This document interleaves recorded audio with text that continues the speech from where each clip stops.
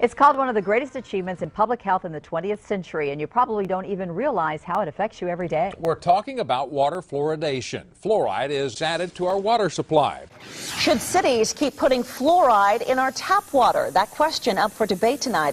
Fluoride in our community water is a good thing. Here's why. Fluoride is an industrial waste chemical. Increased levels of fluoride exposure during pregnancy are associated with declines of IQ in children. Turns out the stuff in common tap water happens to be a sister compound to sodium fluoroacetate, a common form of rat poison. Fluoride in water is supposed to fight tooth decay, but could it also cause cancer? It's a controversial question. Now Harvard University is actually caught up in the debate with serious allegations that an Ivy League professor may be covering up the truth. Dr. Chester Douglas, a Harvard University big shot. He's chairman of the Department of Oral Health Policy and Epidemiology at Harvard School of Dental Medicine.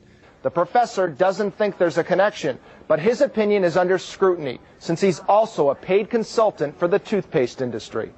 According to studies by the Case Institute, the byproduct of phosphate mining, in which they make fertilizer and laundry detergent, is liquid fluoride. So toxic it costs $7 grand a barrel to bury. The study assesses more than 500 child and mother pairs. It finds for every 1 milligram per liter average increase in fluoride intake by a mother, there was a 3.7 drop in the child's IQ. Now, in bed with the government, companies can avoid expensive burial costs by diluting fluoride in city water supplies, saying that fluoride has huge dental benefits. And what we need, because of the obvious connection, and I'll try and bring this to the Minister's attention and trace it, is an independent Irish inquiry into whether this fluoridization is actually causing the high rates of cancer, the high rates of cardiovascular disease, and the high rates of diabetes. And there's evidence not just from Mr. Declan War's interview, but from a lot of overseas and distinguished investigations that this does happen, that fluoride is the cause of these diseases in many cases. Well, indeed, minute doses directly applied to a tooth may help that bothersome cavity. But in reality, tap water goes directly down the throat and through the body's major organs. Liver and kidneys then receive, ready for this? Lead, cadmium, phosphorus, selenium, mercury, silver, chromium, arsenic, and uranium-238, radioactive, by the way. Not only has the ingestion of fluoride been linked to a variety of health concerns, but research increasingly shows that it doesn't even improve our teeth.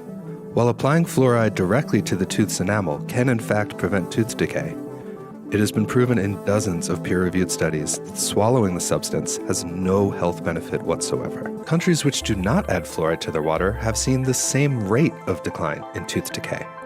This data from the World Health Organization implies that factors other than fluoridated water are contributing to the overall improvement of dental health worldwide. Is the fluoride problem a new phenomenon? No. By World War II, farms, cattle, plants, and fish were dying from the toxic byproduct of common aluminum production, sodium fluoride. One of the first things I did, of course, I gave out lots of free toothpaste. I started reading the label on it, and keep out of the reach of children under 6 years of age. Okay, that sounds reasonable.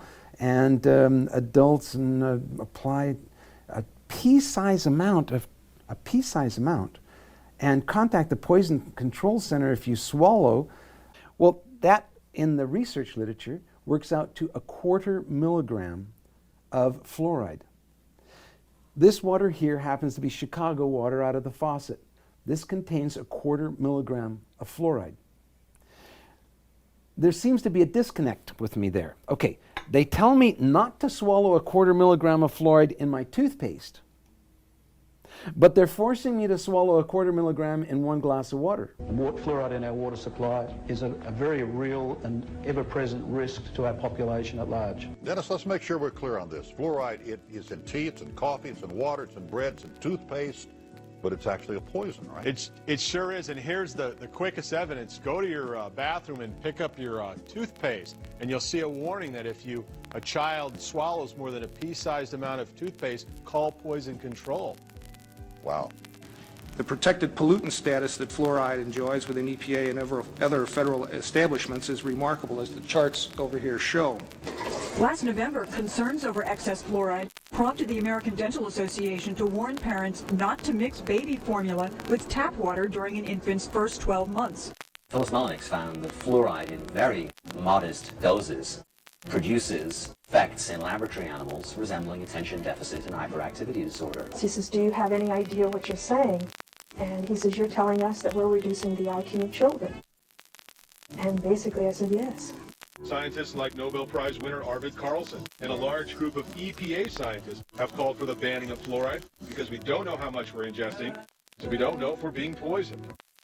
Fluoride can also build up in the bones to cause pain, stiff joints, and skeletal abnormalities when they get older. It's a cumulative poison. It just gradually builds up and it gradually causes harm. You know when fluoride was first put in drinking water? In the Nazi concentration camp. Stands back in amazement, can't believe it.